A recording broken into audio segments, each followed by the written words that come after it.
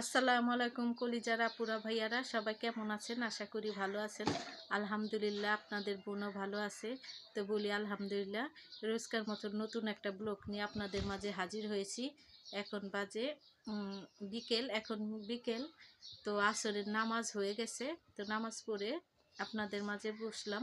ভাবলাম যে আপনাদের সাথে একটু কথা বলি।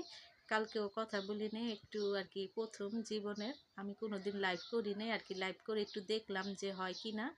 তো কালকে ওটুকি ছাড়া হয়েছে, তো আর ছাড়ি নেই। ছাড়লে তো আবার দুইবার করে দুইটা দিতে হবে। তো রোজার দিন বুঝতেই পারেন, রোজার দিনের সময় কম, নামাজ আছে, কোরআন আছে, এগুলি বাদ দিয়ে মোবাইল নিয়ে বসে থাকলে হয় না। তাহলে তার জন্য আর কি ভিডিও বেশি আর কি ফোন দিতে পারি না। তো আজকে কি কাজ করলাম, আজকে অনেক কাজ করছি। আমার এখন হাত পা কাঁপতেছে। আপনার বোন অসুস্থ, আপনারা জানেন যে ডায়াবেটিস আছে আমার। তো হাত পা কাঁপতেছে, অনেকগুলো কাপড় ধুইছি। তারপরে আদা রসুন অনেকগুলো কালকে রাতে ছিলে রাখছি, 1 কেজি আদা, আধা কেজি রসুন। তো নতুন আদা বলে আর ছিলি নেই, বুঝছি যে কাটলে ব্লেন্ডারে ব্লেন্ড করলে হয়ে যাবে।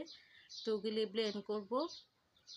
আর কাপড় চোপড় তো ধুয়ে রাখছি রাত্রেবেলা এনে আর কি, বিকেলে শুকাই নেই, শুকাইলে উঠাই না ভাজ করব। আর রান্না বান্না করব। আজকে ইফতারি বানাবো না, আজকে মেয়ে আর আমি ডিম ভেজে ভাত খাবো। আর প্রতিদিন মুড়ি মাখা খেতে ভালো লাগে না, তাই আর কি আজকে চিন্তা করছি যে ভাত খাবো রোজা খুলে। তো সবাই কেমন আছেন কমেন্টে জানাবেন, কেমন রোজা কাটছে আপনাদের। আর যারা যারা রোজা রাখতে পারতেছেন না, তাদের জন্য দোয়া করি সকলে মিলে যাতে সুস্থ হয়ে যান। আর আল্লাহর অশেষ রহমতে, আল্লাহর রহমত জানি সবার উপরে নাজিল হোক। তো আপনাদের ভালোবাসায় ও সহযোগিতায় আমি যাতে কিছু করতে পারি, আপনারা দোয়া করবেন আমার জন্য, আমি আপনাদের জন্য দোয়া করব। তো প্রথম থেকে শেষ পর্যন্ত ভিডিওটি দেখেন, ভালো লাগলে লাইক কমেন্ট শেয়ার করে দিবেন, পাশে থাকবেন। ভিডিওটি ভালো লাগলে চ্যানেলটা সাবস্ক্রাইব করে দিবেন। আর মনে করেন আজকে দেরি হয়েছে কেন, কাপড় চোপড় ধুইতে ধুইতে অনেক দেরি হয়ে গেছে, 3টা বেজে গেছে। তারপরে নামাজ পড়ছি, কাপড় চোপড় অনেকগুলো। আবার মনে করেন কাপড় চোপড় ধুইতে যায় দেখি পানি নাই।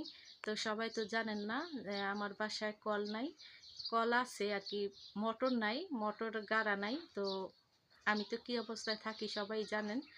তো আর কি আমার চাচি শাশুড়ির বাসার থেকে পানি আনা, পাইপ টেনে পানি আনি। তো তাদের মোটরে আজকে পানি ছিল না। মেয়ে পইরা আইসে আরবি, মেয়ে তো আরবি পড়তে যায় 1টা বাজে, আসে 2টা বাজে। তো আসার পরে তাকে পাঠাইছি যে পানি ছাড়ার জন্য। পানি থাকে সব সময়, কিন্তু আজকে পানি ছিল না। আর মাঝে মধ্যে গরমের দিন পানিটা প্রেশার পায় না, অনেক দূর, তো দূরের থেকে আনা হয়েছে অনেকগুলো পাইপ টেনে। তো পানি আইসে পরে কাপড় চোপড় ধুইছি, আর এই দেরি হয়ে গেছে। তো আমি তো আপনাদের মাঝে অনেক কথাই বলতে চাই, শেয়ার করতে চাই। কিছু কিছু কথা আছে বললে সবাই জানলে এখন সমস্যা। তো সবাই যদি জানতে চান আমাকে বেশি বেশি লাইক করেন। আমার জীবনের কথা, আমার অনেক জীবনের কাহিনী আপনার ভাইয়ার সাথে জড়িত আর কি, অনেক কথাই আছে আপনার ভাইয়ার দুঃখের জীবনের, যে বাড়ি ঘরে কল নাই কেন, কিভাবে থাকি, সবাই বলতে পারেন। তো সব কথা বলতে চাই, বললেও আর কি আমার নিজের কাছেও ভালো লাগবে। তো যদি জানতে চান, আর আমি যদি ভবিষ্যতে মনে করেন কিছু হইতে পারি, তাহলে আপনাদের মাঝে সব কথাই শেয়ার করব। তো দেখতে থাকুন পুরো ভিডিও। আর সবার জন্য সবাই দোয়া করি। এই পর্যন্তই। তো আজকের জন্য আল্লাহ হাফেজ।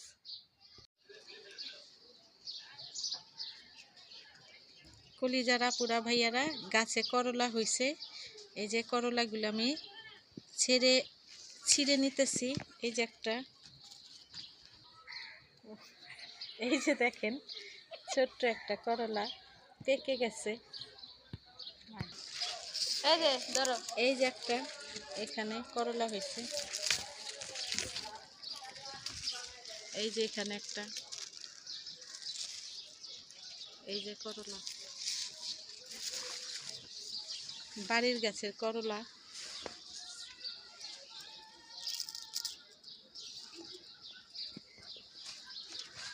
মরিচ ছিড়ব, গাছের বোম্বাই মরিচ। এই যে মরিচ হয়েছে,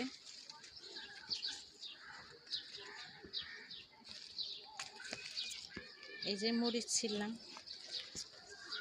এই যে একটা পাতা লাগাইছিল, 1 2 আঙ্গুলে নানির একটা চিরা দিমুনে, আমরা একটা চিরা রাখি।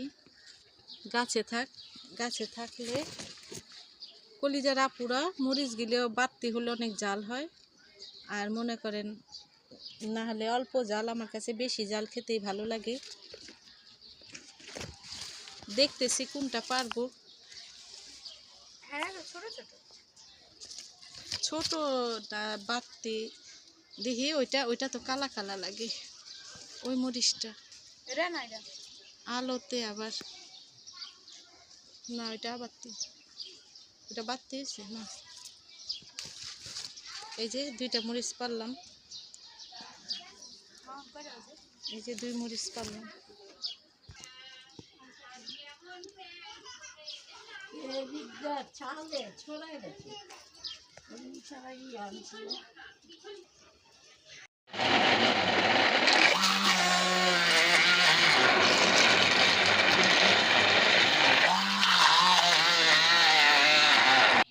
কলিজার আপুরা ভাইয়ারা, এই যে ব্লেন্ডার করতে নিছি, ব্লেন্ডারটা গরম হয়ে গেছে, তো একটু পরে আবার করব। তো এখানে আমি মাছের পেটা ভিজিয়ে রাখছি, আজকে রান্না করব। আর অনেকগুলি কাপড় ধুইছি, এই যে দেখেন এখানে কাপড় ধোয়া, এই যে কাপড় ধুইছি, আজকে অনেকগুলো কাপড় ধুইছি, হাত ব্যথা করতেছে। এই যে 2টা চাদর ধুইছি, এখানে কাপড় ধুইছি, আজকে কাজ করছি।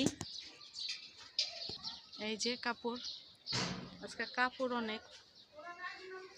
শাক পারলাম, করলা পারলাম, গাছের আমি দোকানে কাজ করব আর টাকা কামাবো, তুমি চিন্তা করো না। তাই আলাদিন বাবার দোকানে কাজ শুরু করে। একদিন এক অজানা দোকানে। কেমন আছো আলাদিন? আমি তোমার বাবার মৃত্যুর ব্যাপারে শুনলাম, কিন্তু সেই সময় তোমার প্রস্তাব মেনে নেওয়ার আগে তোমার ছেলেকে নিজের যোগ্যতার প্রমাণ দিতে হবে। ওকে বলো 40টা সোনার থালায় এই একই রত্ন ভরে পাঠাতে। দুজন দামি পোশাক পরা দাস সেই সোনার থালাগুলো নিয়ে আসবে। আচ্ছা, যথাজ্ঞা মহারাজ। মা বাড়ি ফিরে গিয়ে সুলতানের শর্তের কথা আলাদিনকে বলে।